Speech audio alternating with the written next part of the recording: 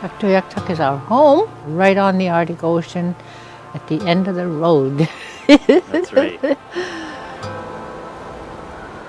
It was founded by Mangalalok, who was the chief at that time. And because of the epidemic in Tuktoyaktuk, they moved here and they found a nice harbor where there was a lot of fish. It was close to the whaling grounds. It was said that he had built the first log house in Tuk, and then from there people heard about it, so they started coming to Tuktoyaktuk because it was an abundance of wildlife and good, places to build a home. That's a tiny girl. I can remember we were on dog team. There was about 14. It was a nomadic life. Life was tough, but we enjoyed it. We worked together in a big family, and that was really enjoyable compared to what life is down south. You have that. It's a very strong community with strong ties to culture and especially the land. All summer we do harvest, pick berries, picnic, all this, just like a holiday, but we prepare ourselves for the winter. We be there in June harvesting fish all summer till early October. And then when we get our stash and everything for the whole winter, not just for ourselves, but for the community. If there's a family who is kind of maybe facing a bit difficulty, there are other people who will come out and help for sure, especially in times of grief. And so there's a lot of community here. And we work together, make everything fun for the summer. Fish is the main. They used to get seals quite a bit of time. One thing I miss is seal meat. Okay. Because my mother always had it. We used every animal that's there for the winter at one time because we were hitting hard times. I thank the ocean for bringing all these fish in, because if it wasn't for them, we'd never be here. When the hunters used to go out on the land, they would eat oil, like the whale oil, and they say it sustains them more during their travel by dogs or working out in the cold weather. It's a really healthy food. It's the meat, the maktak, and the oil. That's what kept us alive. It's really high protein, vitamin, and some tourists don't realize why we eat this. They're really curious, and they like to taste our food, and we let them. We like to share, but we do it for them. We were taught by our elders, our parents, grandparents. They taught us how to live off the land. We just love being out there because, and when we do go out there, like in the springtime especially, we could still feel our elders there and all what they've taught us. So it's really a strong connection because we know our food is right out there. There's tuktu and geese, and when people do get food out on the land, such as whales, the kilaluga, there's word out there that says, okay, so-and-so has a whale, come and get and help yourself to some maktak. So that's what they do, and it still carries on. I'll tell you, first time I ever went whaling was last year with my granddaughter. We caught a almost 14-foot whale. We carved it, the island, Hendrickson Island, brought it home. And that was really something for me because she wanted to take me out. And I'm so proud of her for that. Our younger generation are picking up her. We can't do it no more. Like, I'm over 70, yeah. And I try my best to educate and teach them how to do it. It's good to have family here. We help each other out. And then we have grandchildren. Oh, I just love them so much, you know? Yeah.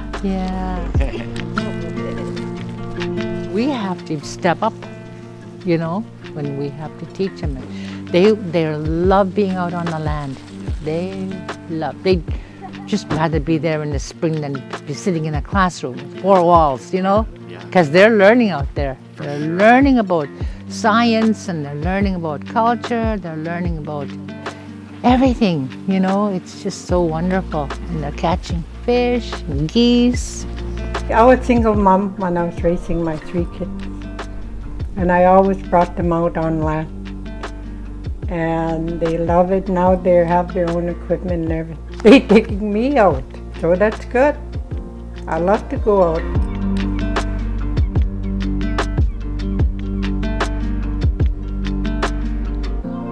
By the end of November, we're pretty well into dark days, you know, and a little bit of maybe 3 hours, 4 hours of maybe like dusk. There's no sun, you know, we just so look forward to the brighter days. Even that first sunlight that peeps up over the horizon, oh, we know that spring is coming and the birds will be here and the brightness, you know. And then when it stays, it's just beautiful. We just love that. And we look forward to that every year, like it's a seasonal thing every year. And then fall time, we know because we are seasonal hunters and gatherers, we look forward to every season. Because in the fall, which is coming very soon, you can see, we look forward to the berries, the hunting of Tuktoyaktuk, the caribou, and a lot of camping out in the land, because you know that's how strongly connected we are to the land. Many people set up camps out there and just stay out there, and yeah, it's just beautiful, you know. And you could see people in town, and you know we know who everybody is because we're all family or friends. But when you go out there, it's just like, oh, I haven't seen you for a long time. Hello, and how are you? Kanawatpid, how are you? And you know, how many fish did you catch today? Any bites?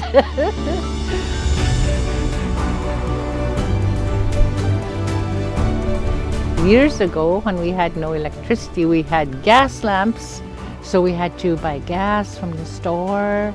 And before that, we had to get our seals to cut the oksok, the oil, and use that for our light and our heat in the igloos. And then when we settled as a community and the stores came and the missionaries, we started learning. Our elders started finding out, oh, this is easier and I like this. And because I remember my dad, we were living on the island there. He built his own log house and we had a fuel stove and we used to burn coal. Yeah, so they would get coal from the supplies that they had here and white gas. So we were able to use lanterns for our light. It's so good to have. Flip the switch and you got electricity and yeah, and street lights and truck lights, Christmas lights, Gillight, which is the northern lights, and the stars and the moonlight is just beautiful here. Yeah.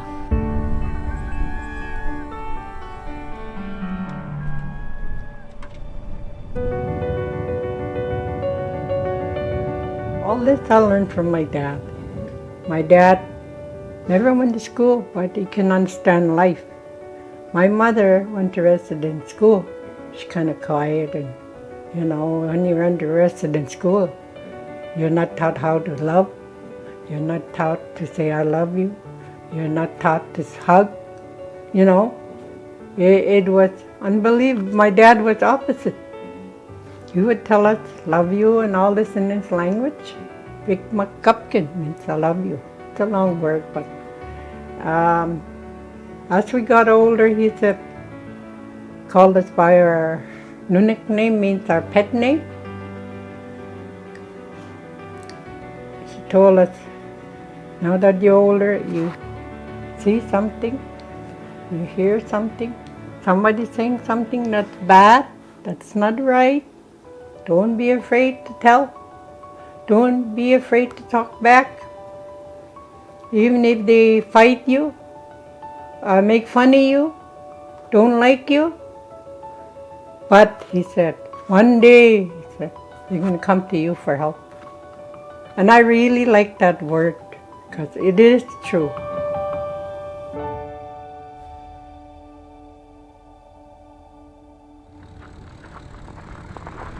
Tuktoyaktuk is a radical adventure destination with an unbelievable campground right here overlooking the Arctic Ocean. It's a neat campground to stay in because everyone coming up here has a story. There's people from all around the world coming in here. But it's a strange one because no one stays more than one day. This place totally fills up in the afternoon and evening. By morning, it's basically a ghost town. Through all of our research planning this trip, it's kind of crazy. There's no one talking about Tuktoyaktuk itself as a destination. Everyone does the Dempster up, turns around and heads back. So today, we're focusing on Tuktoyaktuk. Give you guys the grand tour. We're gonna start out here at the point. I guess we should stop and take a look at the Arctic Ocean sign. Everyone's photo destination when you get here. All the stickers on the back. Sure, it's quite a procedure to get your fishing license to be allowed to fish here in the settlement territory. We did it and we've been trying and trying with zero success, but I've been told on low tide you can come out here and actually walk over to this little island and cast off of there, and apparently you can do all right. Tide is a weird thing here. I didn't realize that the Arctic Ocean has very little tide swing, so I think there's maybe 2 feet, 3 feet difference between high tide and low tide. But this is the furthest point here in Tuktoyaktuk, so let's mosey into town.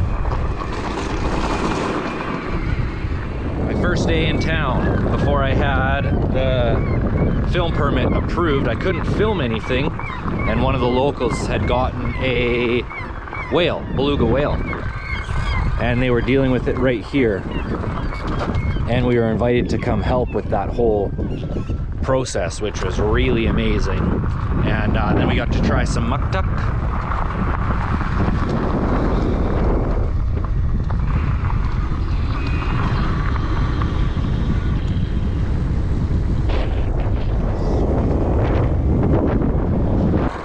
So here we are on Centennial Road, right on the waterfront. This is a really interesting building right here. Currently trying to get permission to film this. It's not open to public, but this is the community ice house. There's a chute that goes straight down 30 feet beneath the permafrost. And then there's 9 rooms down there, and it's a community freezer that the locals can use. And it just naturally stays frozen all year. Here's the boat launch.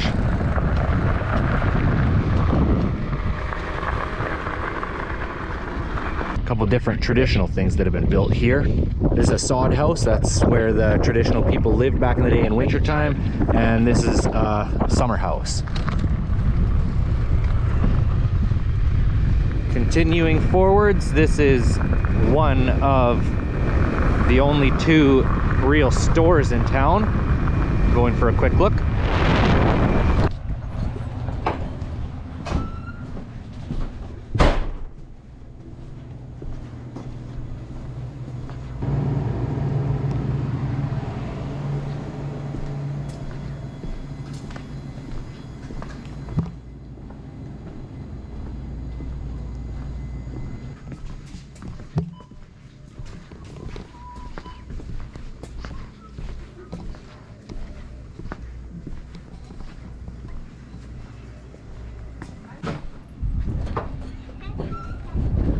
Population of the community is about 900 people, so they have everything you need in the grocery stores to not have to leave town. The prices are obviously much higher than typical. For example, a jug of windshield washer fluid I purchased was $17. But neat things you'll see in the grocery store, all the lights turn on as you're walking through the store, because all the electricity for town comes from a big generator on the other side. But they have this neat little stage and baseball diamond here. Across to the other side is the health center. And in front of us here is a building that has been bought and purchased by several businesses. It's now just sitting vacant, but this whole thing is built out of driftwood. Don't want to bother this person over here, but I'll just show you something. You'll notice all the houses have a green hose sticking out of them. That's because everybody has a water tank. There's no well or anything here, so a truck comes along, fills everyone's water tank.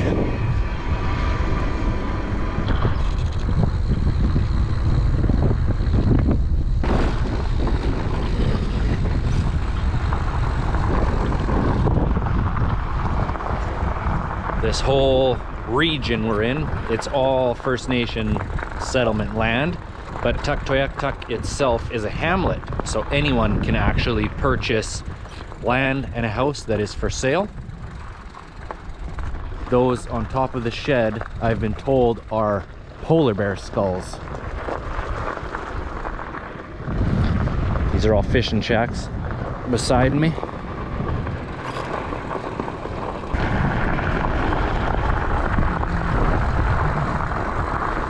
Look at that square body, good shape.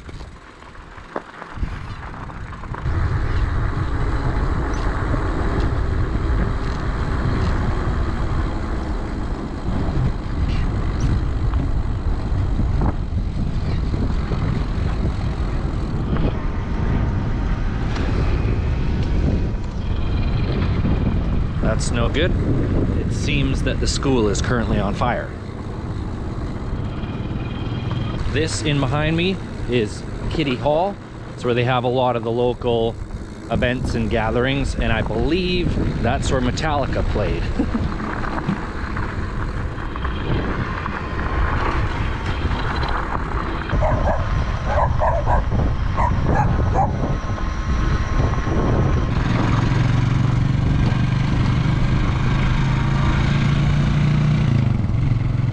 Right here is the second of the two stores in town. Funny enough, they both operate with the same hours, same schedule every day. Before we get too far, I want to take you back and show you a boat. I filmed a whole bunch of shots of this boat when I was doing my filming for the town video, but it's got something really cool. Looks like it's been sitting here a long time, but look at the steering cable system they have for the rudder. I don't want to play with it too much because I don't want to break anything, but it's a homemade system with cables and pulleys. Really cool.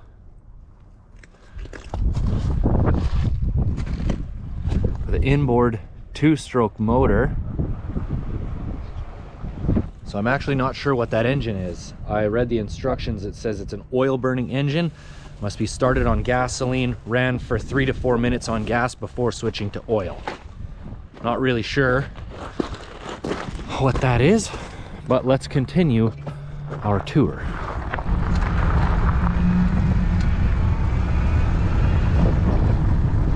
Here we have the fire hall, currently empty because they're trying to extinguish the school fire.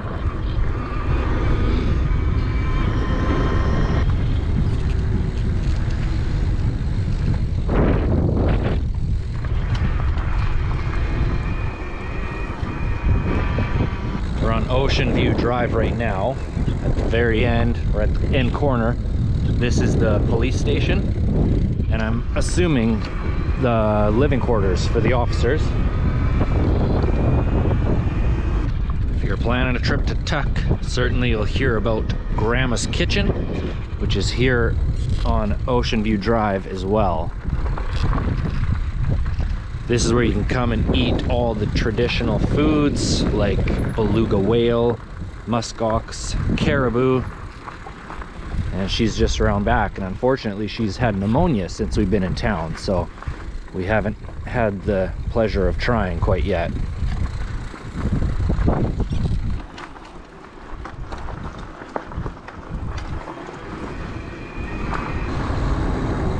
Here's a souvenir shop, the one and only in Tuktoyaktuk.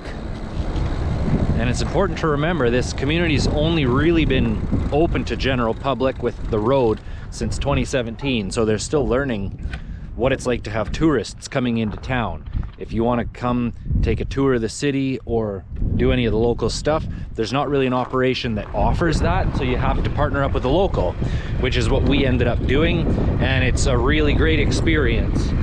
But it's nice to support the locals. There's lots of folks offering things in town, selling things in town, and just stopping in at a few stores is a great way to find who is offering what and how to track them down.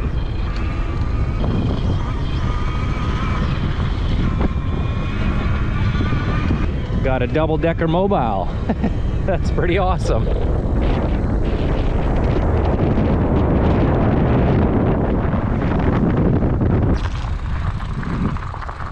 This road is obviously just some type of industrial complex here at the end. That trailer over there, that's for a dog team. Some big gnarly plows, snow plows over there. Hello!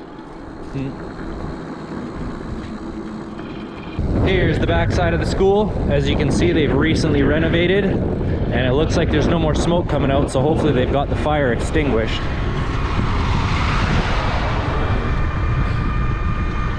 Northern Store used to have fuel, now they do not. So here's the fuel station. Looks like they might be out of diesel. No diesel at the moment.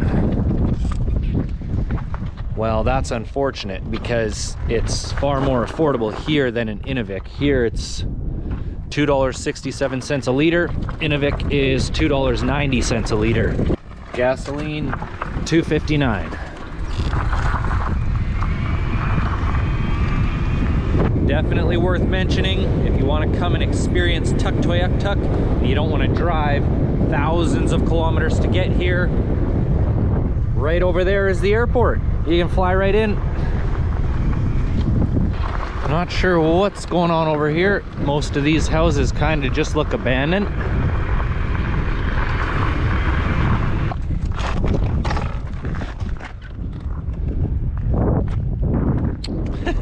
Take a look at this boat. Nice looking boat. 14-foot tinner. Great shape, actually. Must have blown up here in a storm. Totally full of driftwood. Access to the ocean is so critical here, and there's a lot of people in the community that don't have a boat. You think somebody would have seen this over here? It would only just take an hour or so, get all the sticks out, paddle back home. Got yourself a boat.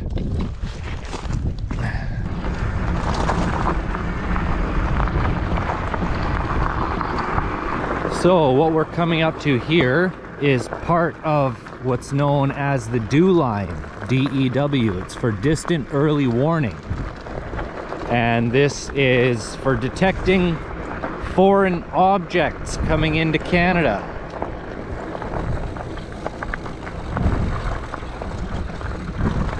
There's a whole string of these things. I'm not sure the distance in between, but this one is sitting out here running remotely.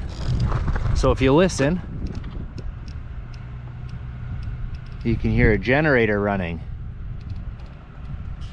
Those over there on the other side are the big fuel tanks, and it runs around the clock, and it's monitored from Ottawa.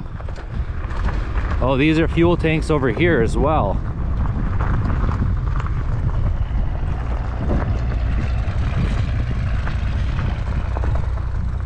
Well, here's a pretty good look at Tuktoyaktuk Harbor. There's kind of the city going around like that. And this whole harbor was actually dredged. So up around these islands out here, it gets to about 60 feet deep. And if you want to come in and out, you have to go out this way. There was a sailboat, or actually a few sailboats, anchored in the harbor over here, and they can't come through the front because it's just so shallow. And when we took the boat out, we went about 3 kilometers offshore out into the open ocean looking for deeper water. I think the deepest we found was about 15 feet. It's very consistent, super flat bottom, but here in the harbor you do find a bit of depth.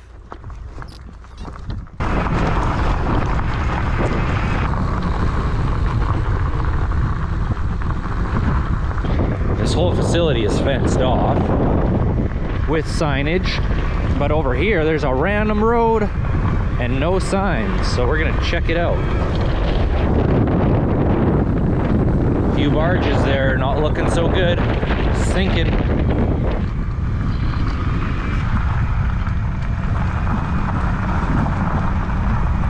What you see in behind us here is an abandoned facility from the oil boom days. I'm not sure what happened in that facility. It kind of just looks like a camp. Not something we're going to be checking out today, but might fit it in while we're here. I think this is all fuel in these big containers that gets barged in here, and that supplies the fuel for every station along the Dempster Highway, which isn't many. I think there's 3, maybe 4. But I believe that's what's in those big tanks. We're basically out of town now, but they do have a dump here. That's one of the downfalls of Tuktoyaktuk, is for whatever reason they chose this as the dump site back in the day, and half of it's in the water. I've asked around town about it, and the locals say that actually most of this garbage came from when the oil companies were here and the distant early warning line. So I don't know, it does look like a lot of household in there as well.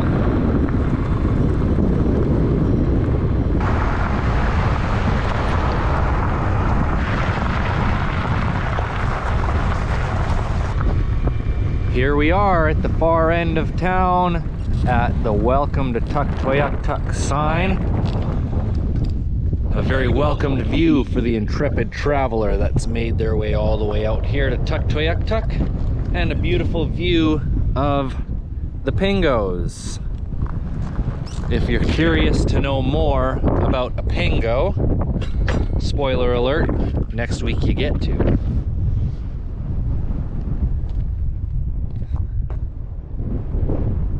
Pretty different out here.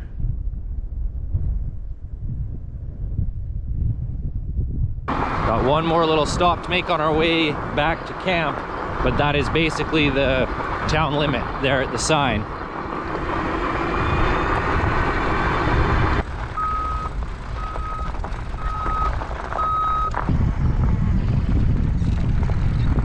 Here on the far end of town is, for whatever reason, this string of houses. Some of these are the houses that actually used to be where the campground is now, which is the ultimate view. Really beautiful view there of the setting sun over the Arctic Ocean. And those houses have been moved because of erosion, and they set them up over here. Still a beautiful view, but I sympathize with the people that had to relocate from out there. Over on the other side of the harbor, you can see an oil drilling platform. Spoiler alert, you get to see a little bit more of that next week.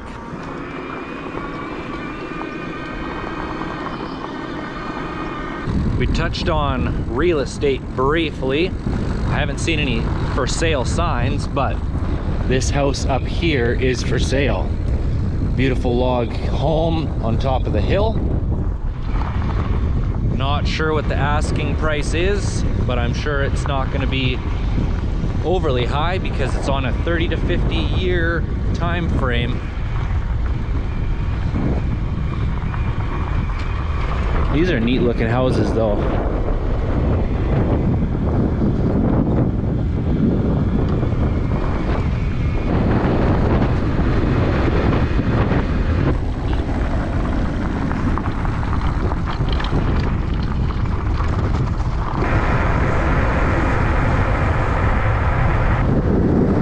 Our time here in Tuktoyaktuk has been incredibly enjoyable so far. The locals have welcomed us in with open arms, and I feel pretty honored to be able to share that with you. Next week, we're going to be taking a look at the side of Tuktoyaktuk you can only see if you have a boat. Thank you all for tuning in to another episode of Destination Adventure. As always, take nothing but pictures, leave nothing but footprints, and I'll catch you on the next one.